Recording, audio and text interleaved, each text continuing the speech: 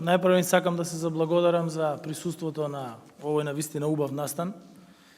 Со оглед на тоа дека имаме медиуми, почитувани граѓани, почитувани доктори, здравствени работници, почитувани гости, почитуван министер. Не може со зборови да се опише големината на луѓето кога во најтешки мигови од животот одлучуваат да ги донираат органите на нивен близок, за жал починат. Благородни се тие луѓе и семејства кога во моменти на најтешка болка и страдања со својата одлука ја враќаат единствената надеж кај друго семејство и кај друг човек, кај друг пациент. Затоа на почетокот од овој настан упатувам најискрена благодарност до семејствата кои со донирани органи и ткива од нивен починат член на семејството спасија многу животи. Во периодот од 3 години, почнувајќи од 2020 година до јануари годинава, 18 семејства дадоа согласност од нивните блиски да се подарат и трансплантираат органи и подарија живот на десетици пациенти. За тоа сите сме им благодарни. Трансплантацијата е огромен чекор напред во современата медицина. Изминативе 3 години, како држава, како здравствен систем, покажавме дека може да се приближиме кон светските и европските трансплантацијски системи. Во период од 3 години во земјава се донирани 61 орган, беа трансплантирани 8 срца, 32 бубрега, кај 19 пациенти беа трансплантирани коскени ткива, а 20 пациенти добија црн дроб. Почитувани лекари, почитувани професори, почитувани анестезиолози, хирурзи, нефролози, неврохирурзи, кардиолози, кардиохирурзи, уролози, ортопеди, трансфузиолози, медицински техничари, негователки. Сето ова немаше да се реализира без вашето знаење, искуство и експертиза. Јас секогаш велам дека колку и да е комплексен некој процес, истиот може да се реализира со системски промени и со интензивна работа.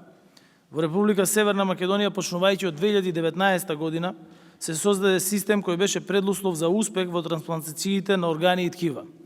Во 2020 година, во програмата за трансплантација на органи за прв пат се воведе мултиорганската трансплантација. Пред тоа во нашата држава се трансплантираат само бубрези од починат донор. На државните клиники се создадоа услови во смисла на кадар, простор и опрема. И сето тоа допринесе овде во нашата земја, во државното здравство да се спасат многу животи. Во ноември 2020 година за прв пат во македонското здравство беше извршена една од најкомплицираните интервенции во хирургијата, трансплантацијата на црн дроб. Клиниката за дигестивна хирургија испиша историја. Јас морам да кажам дека за мене лично представува голема чест да можам да седам од десна страна на еден од најеминентните хирурзи во не само во државата, не во бивша Југославија, туку и пошироко во светот, почитуваниот професор доктор Караджов. Клиниката за дигестивна хирургија навистина испиша историја.